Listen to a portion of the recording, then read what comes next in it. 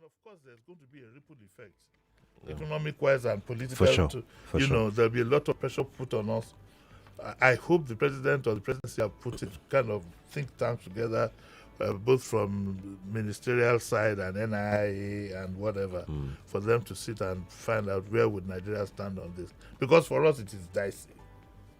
It is very dicey. On the one hand, we lean towards America, but also know that because of Islam and other considerations, it's not going to be an easy thing for us. We might be seeing the beginning of a world war. God forbid. Yeah. God forbid. We might be seeing the beginning of a world war. The way the world is now, by this time next year, definitely, I wanted to say all things being equal, but definitely we most likely will be going through a world war. And the ripple effect is going to burst through all countries. But let's keep our fingers crossed and let's keep praying. Yes, indeed. One last thing, though, before we start, is that the IBEC to DeFi debate competition, the audition, is still ongoing. It's been extended by a week, so October 6th is when it will end. So if you haven't entered yet as a kid, or if you haven't allowed, if your kid has not entered yet, please ask them to enter now. They know what to do. Just go to our website, nigeriainfo.fm, and go begin your registration Do there. you have sponsors now, or do you need more? No, we don't have sponsors yet. It would be nice. Again, we call on the corporate world. Don't just sponsor people who lock themselves up for 3 months and faff around. Let's develop these children. I expect by this time next week at the most, some responsible company will be picking up the sponsorship. Contribute towards the development. It's not just giving rice and things. Youth development is very, very key. Yes, it is. It's quite integral. Let's begin now. You can watch us on Facebook and on YouTube. Nigeria Info 99.3. So watch. We're going to start this show from this one here, the Punch newspaper, page 10. October 1 protests record low turnout nationwide. Thank you. Yes, my reaction to this went viral yesterday. When I remember I said in yesterday's program that we really do have to find another means of protesting. This idea of hitting the streets is well worn. Those who were protesting against have mastered the game. We have not. We still fall prey to a whole lot of things. If anybody thinks that the strategy of charging some protesters with treason isn't going to work, you must be kidding. Because at the very least, you even hire a lawyer to get out of these things. It's not an easy breakfast. All said and done, if you go to TikTok, you see my reaction there. As I said, we need to find some other means of protesting. I think one day we might devote a program where you can. I don't want to teach people, but you can give suggestions because protest there must be. Sheriff, am I right or wrong? Please, yes, if I'm you're right. wrong. You're right. There must be protest. It must be peaceful. It must be legal. But you can't continue to hit the streets. There are some that I believe are more effective than hitting the streets, and that the hitting of the streets is sometimes can be spontaneous out of hunger. So, all said and done, this is not unexpected. However, the government needs to be very, very careful that they don't push the Nigerian public to a point where there could be a spontaneous. That is the very dangerous one that has no leader and could be sparked off by a very simple, like the Arab Spring. They need to be very, very... So whilst they could be blowing their trumpets that they've gotten all this now under control, I advise the government to do the needful. All this while we've been talking about hunger and this and that, I have not heard anything from government that addresses that problem directly with a plan that should have an end result. All we hear is we shall do this, we shall do that. I haven't seen somebody who says, yes, we've heard your whatever. This, we are going to do the following. A, B, C, D, E. In concrete terms. I haven't seen that. And it looks as if, is it that the government has no answer? And where the problem actually lies, believe you me, whatever you might tell people, where the problem all lies is mainly in the optics. It adds an irritation to a bad situation. We still behave as if it's business as usual at the top. And it's time that government set the pace, but it looks as if that is almost impossible. There have been complaints, for example, there was a story that said, I haven't confirmed it, but there was a story that said that, the First Lady went to Onga, with First Ladies of some other state. This is not a time for entourage movement. Even in the little things that we do, show some empathy towards the people. This is not a time to be introducing Ashwebi. Do you get what I'm saying? The optics are wrong. The optics are wrong. And Obasanjo got it. I don't know, you keep giving an example of where it had been done. Where Obasanjo scaled down from his Merc way back in the Mercedes and started fighting for doing low profile. He started wearing Ankara. He stopped wearing lace. Way back then. I mean, come on, we need to do things, but we're buying jets, we're buying cars, we're doing this, we're doing that. And in all honesty, this is not the time for our leaders to be involved in all kinds of luxuries and tell us that we don't want to go down that road again. But the president, apparently, in one move to address, said he was going to have a national youth confab. That is to address the agitation of the youth. There are two different things. The hunger issue is not a youth issue. Papas and mamas are the worst hit. And if you go through the social media, you would see scores of elderly people, who came out one after the other saying that they were so. But to address the youth agitation, the president plans to convene a youth conference, which he said would be held for 30 days to address and discuss challenges facing Nigerian youth, who account for more than 60% of Nigerians' population. And he's quoted as saying that I am pleased to announce the gathering of a national youth conference. This conference will be a platform to address the diverse challenges and opportunities confronting our young people, who constitute more than 60% of our population. At face value, it looks like a wonderful idea. But I have my fears about the implementation. I have my fears that it will not be privileged youth who have political connections that would go on the 30-day jamboree. Because I know we can't have a conference, you won't pay them this, you won't pay them that. Hopefully you won't buy them cars anyway. So I have my fears about that. And what I would just tell the youth is that you don't even need to wait for the government confab. You can have a confab of yourselves online and begin to raise agenda that you pass on to the confab. You don't need a venue. You can do these things online. Nigerian Youth Confab, and but we will give the government a chance and let's see how it goes. But do not be caught unawares.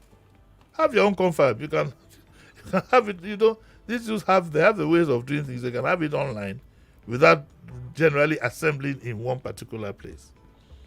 But the Take It Back movement, the national coordinator, his name is Juwon Sonyaolu.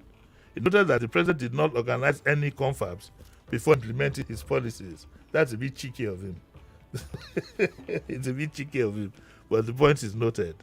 And he said, I think President Tinubu wants to lavish taxpayers' money to organize a jamboree for his supporters. We saw some of them that were paid. Nance singing his praises in Abuja. So I think that is simply what the president wants to do. What confab did he organize before he awarded a private jet to himself costing billions? Did we hold any confab before he decided to use billions of naira to construct an apartment for the vice president? And he went on and on and on. I think what should happen, the president should extend a hand of invitation, of course, to these various movements and let them come to the confab. You don't boycott it. Go in there and make your point loud and clear. The danger, though, is that they might be sucked in, and that would lend credence to what Fuadoki said yesterday when he said that we are all complicit in where we are today.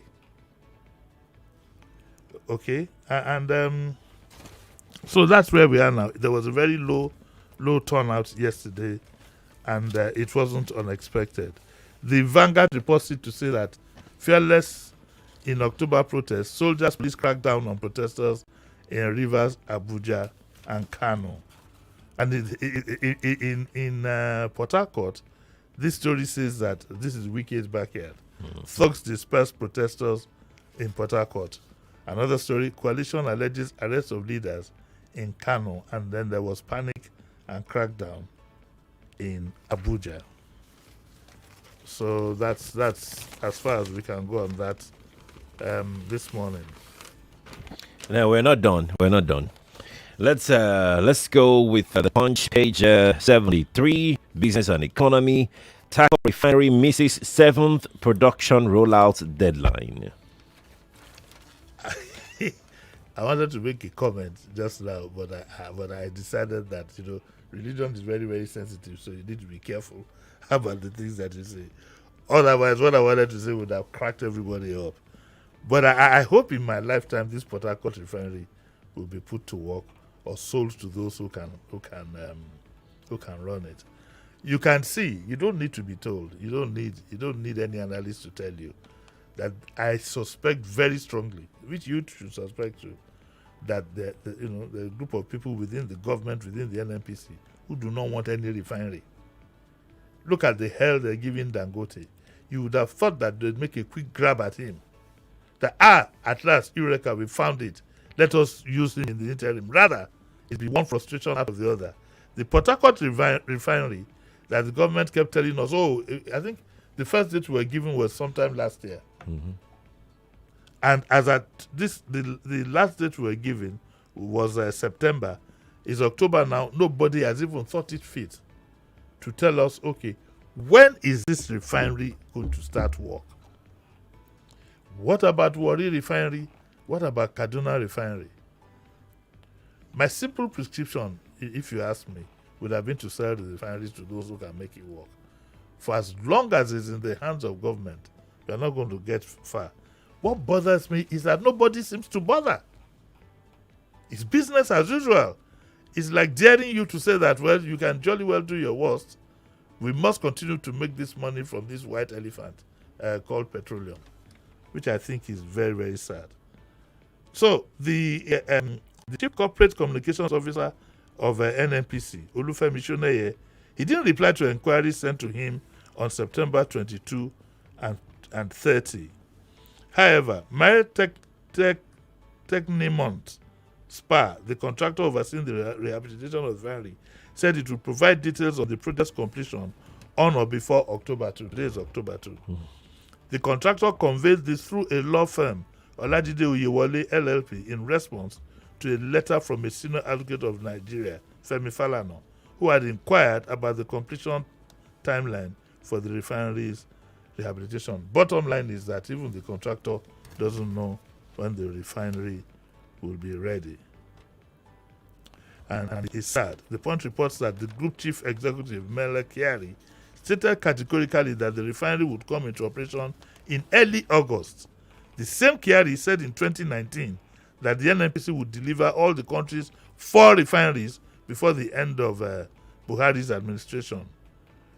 What appearing in before the Senate in July it's reported that Kyari boasted, "I can confirm to you, Mr. Chairman, that by the end of this year, this country will be a net exporter of petroleum products. Rather, we are still almost a net importer of petroleum products. Specific to NNPC refineries, we have spoken to a number of your committees, and it is impossible to have the Kaduna refinery come into operation before December. It will get to December, both Warri and Kaduna, both Warri and Kaduna, but that of Port Harcourt will commence production early August this year. We are still waiting." I wonder, Sheriff, if the government is disturbed by this development. Did you say disturbed? Yeah. I don't think so. First of all, Mutaboni, that I shouldn't have said disturbed, or I didn't pronounce it well. I mean, I don't know what is the problem. Because the way you went, did you say disturbed? It was as if I had said something I shouldn't have said. I don't think that the government can ever be disturbed whether the refineries work or Work or not. not. They'd rather be disturbed about Dangote's output and the price that he wants to sell. That disturbs them It more. does serve them more. We're living in a racket bubble, and we don't know who's going to bust it. But heaven help us all. Indeed. We're going to go to the Guardian now, page 23. There's a story here. It reads, used vehicles importation slumps by 83% in H1 as income weakens. H1 is first half. I was just wondering, because normally you hear Q1. So H1 is first half. This is complete bad news, both for business, for the economy, and even for, I won't say the common man, but for the average man. Because what it means, listen, the importation of cars fell by 83%. Right. That is phenomenal. That is phenomenal. So what that means, very quickly, well, the prices have gone up, but one thing I can assure you is that the price of vehicles will soon hit the roof. Anytime from now, it will soon hit the roof. If because apart from the exchange rate, the duty regime, the import duty regime, has discouraged a lot of people from bringing in vehicles. And cars you normally would have bought for 7.5, 8 million are now going for as much as 18, 19 million naira. So it says here, quarter on quarter, a breakdown of the NBS statistics for the review period showed that in quarter 1 in 2024, no used vehicle was imported compared to 69.23 billion that were imported in quarter 3. No used, not one. In quarter, so you better go refurbish that car. In quarter 2 24, the value of imported used vehicles stood at 138.62 billion, representing an 81% decline. And that's a big industry. Whether you like it or not, the Tokumboka industry is a big industry. Yes, of it course. offers employment across the board. See, when you talk about government generating employment, we are not talking of giving out forms and employment to people in Ministry of Health or whatever. No, it's to create a conducive environment. Right. And I repeat that this country, the only thing that will grow our economy is small and medium scale businesses. By now, you would have thought that the government would set up like some kind of economic city, run by solar and all kinds of things, encouragements to bring overheads down. That's how these countries like China and so on. That's how they didn't come out by starting off business with multinationals. It's by small scale businesses. I remember a friend of mine who saw a brewery in a flat in Hong Kong. Way back. A brewery in the flat. Just like in Victoria Land now, you have a brewery at the back of this building. All it does is service Victoria Land area. It's small scale industries. There's no of this foreign investment, whatever is aren't whatever. What you need to develop, and this is one industry. Whether we like it or not, the used car industry is something that has been sustaining a lot of people. The ripple effect is unimaginable. Take a ride to a place like Baga, for example, and see the number of people who are employed, including the woman who sells kai and the woman who sells jollof rice and noodles and, all the way down to that, and the car wash people. It's a big form of employment. But this government generally is always interested in taxing an income, forgetting that these things, if care is not taken, could ruin your small-scale businesses. And that's what we have. This is is a downer. Is a downer. It says, I know there's a policy to encourage people to buy brand new vehicles. Yeah, I was gonna and say get facilities. But what percentage can afford brand new vehicles? Why do you kid yourselves? You don't have a good public transportation system. You can't do these things in isolation. Of course, who wouldn't want to buy? When I grew up, as a young graduate, I was working. I bought a Passat for 11,000. I went and bought it at DTV from Volkswagen of Nigeria.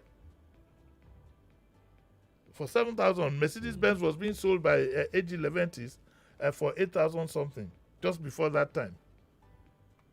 People could get, because there were car loans, there were this from level 7. You could get car loans, yes. And because the cars were recycled every 4 years, there were a lot of good second-hand cars for those in the lower cadre.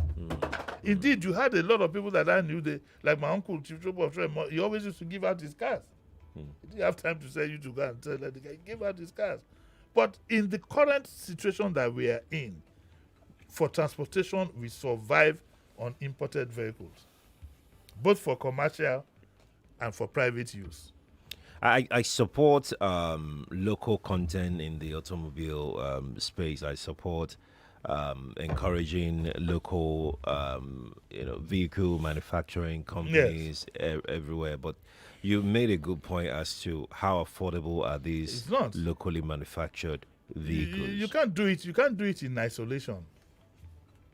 You can't do it in isolation. And like I said, the ripple effect of local way down employment from this is unimaginable. Because this is alarming, actually. 83%. 83%. I mean, this is what some people live off. Is what? Like, yes. This is their livelihood. Yes. So you're wondering, so what has happened to them? Yes. What has happened to their dependents? What has happened to other people? And it's an industry I veered into until I realized that it's not for honest people. So I took my hands off. One day, one of the stories I will tell one day. It's not a business. You can't be an honest man and do. And I got into the business with a passion. Yeah. You don't do the car business with a passion. You go to the market to buy a car that is befitting for you. Who is going to pay for it? With all the kinds of, I would pay duty. I would do all kinds of things. But jokes apart from all that, essentially, it is one of the sustaining sources of employment. Believe the ripple effect. You don't want to know. Go to Western Avenue. On one vehicle, see who is hanging around, who gets a tip on this and a tip on that. And all these things. Whether they are formal or not, this forms some form of employment. Yes, indeed. Yes, indeed. Let's go to the panorama page of the Guardian newspaper. Israel vows to retaliate as Biden stammer condemn Iran's attack. Oh yeah, so we spoke about that earlier in the beginning. It was frightening. But CNN, I give them, I stand up and give them a gun salute for their coverage.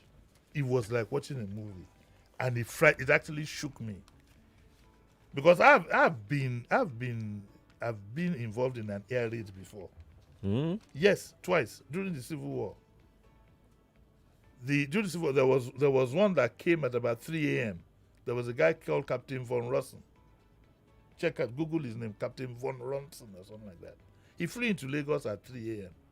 He was looking for this depot at Ajegunle. That was his target, like we heard. And so there was anti-aircraft gunfire going on. Do you know what it is to be on the ground and you see a plane that is flying past and is going to drop something on your head? Yesterday's incident brought back that trauma for me. Then there was another one. This Von Rossen, when he came at night, he couldn't find. God is wonderful. Because if you had bombed that place, the whole of Lagos would have caught fire. You know what I'm talking about? Mobile. Yes. I do. Then another time, he came around 5. I was at Yaba bus stop. The same guy? Von Rossen, yes. He was a mercenary. He was very daring. And I heard he wasn't even paid. He just believed in Biafra way back then. He came around 5. He was looking for that place. There was anti-aircraft gun. The funny thing, when I think back, when I can think back now and recollect what happened, I discovered that I didn't even know I should run with the people go to the right or run with the people go to the left.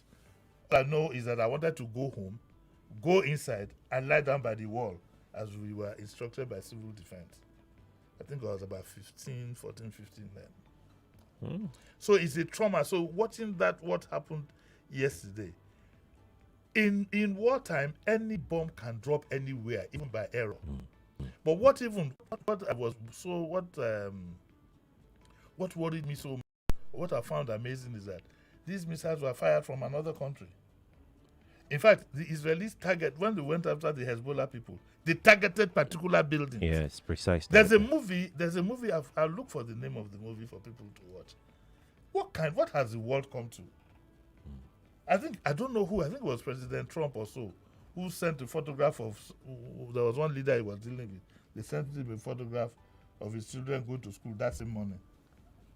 We know where you are. We know where you are. We are still far behind. Yes, we are. But way behind. It's something we need to pray about.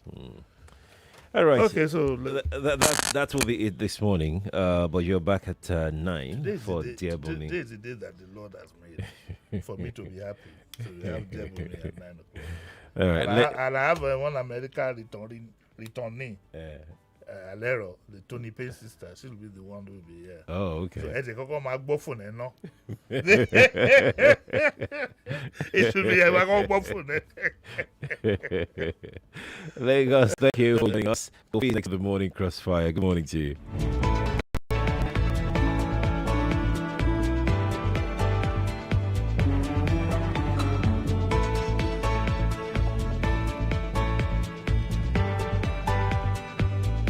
99.3 Nigeria Info. We are more than just radio.